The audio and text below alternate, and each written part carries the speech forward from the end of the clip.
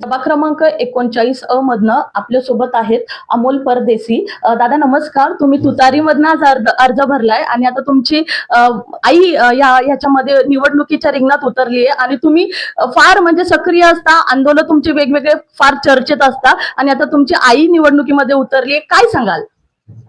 सर्वप्रथम मी राष्ट्रवादी काँग्रेस पार्टीचं मनापासून धन्यवाद करतो की त्यांनी माझ्यावरती विश्वास ठेवला, मला उमेदवारी दिली माझ्या घरामध्ये.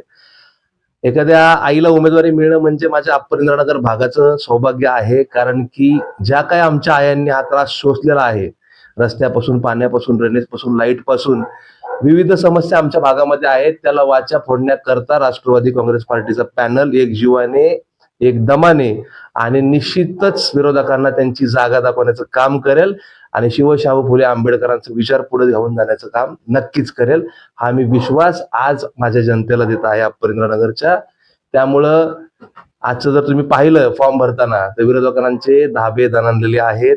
अक्षरशः जो माणूस छाती बाहेर काढून चालायचा तो आज मान खाली घालून पळून जाण्याची वेळ आलेली आहे.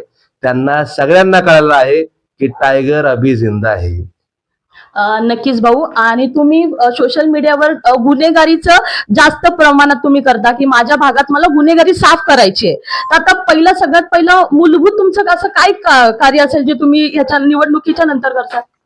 ज्या दिवशी मी निवडून येईल, ज्या दिवशी अप्परिंद्रनगरची लोक आमच्या चारही उमेदवारांना भरभरून प्रेम देतील मतरूपी, त्या दिवशी आम्ही सर्व उमेदवारांनी ठरवलेलं आहे की त्या दिवशी तिथून गुलाल उधळला की जेवढेही अनधिकृत दारू धंदे आहेत ते सगळे बंद करण्याचं काम राष्ट्रवादी काँग्रेस पार्टीच्या माध्यमातून केलं जाईल. कारण की आमच्या कष्ट करणाऱ्या ज्या आया आहेत त्या कष्ट करून कुठे दोन पैसे कमवले की त्यांना इझिली दारू घरामध्ये अवेलेबल होते लोकांना आणि ती दारू पिऊन अख्ख्या संसाराचं वाटोळं करायचं काम काही प्रस्थापित लोकांनी याच्या मागे केलेलं आहे. त्यामुळे मी तुम्हाला आज ह्या तुमच्या चॅनलच्या माध्यमातून लोकांना आश्वासित करू इच्छितो की गुलाल उधळला की तो पहिला दारू धंदा बंद करण्यामागे असेल. हे प्रत्येक आया बहिणीला मी शब्द देतो.